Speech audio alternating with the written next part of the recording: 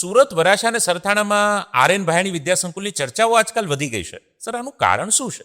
એનું સૌથી મોટું કારણ છે કે તપોવન ગ્રુપ ઓફ સ્કૂલ આર.એન. ભાયાણી સાથે જોડાયું છે. એમાં બને છે એવું કે એક કેમ્પસ વિશાળ, એમની અંદર એક ગુજરાતી મીડિયમની અંદર જે બાળકો અભ્યાસ કરે છે એના માટે એક અલગ બિલ્ડિંગની વ્યવસ્થા છે. બરાબર. કે જેમનો કલ્ચર અલગ સચવાય રહે. રાઈટ. ઇંગ્લિશ મીડિયમના બાળકો માટે પણ એક અલગ વ્યવસ્થા અને અલગ બિલ્ડિંગ છે. યસ. અને ખાસ કરીને પ્રી પ્રાઇમરીના બચ્ચાઓ માટે તો એક અલગ બિલ્ડિંગ તો છે જ, પણ એક પ્લે એરિયા એવો તૈયાર કર્યો છે કે બાળકોનો સર્વાંગી વિકાસ એમાં થાય. બરાબર છે. અને ખાસ કરીને લેબ માટે બચ્ચાઓ જે પોતાના દરેક પ્રકારના જે કન્ટેન્ટ તૈયાર કરવાના છે એના માટે એક આખું અલગ બિલ્ડિંગ, સેપરેટ બિલ્ડિંગ તૈયાર કરવાનું. અરે વાહ.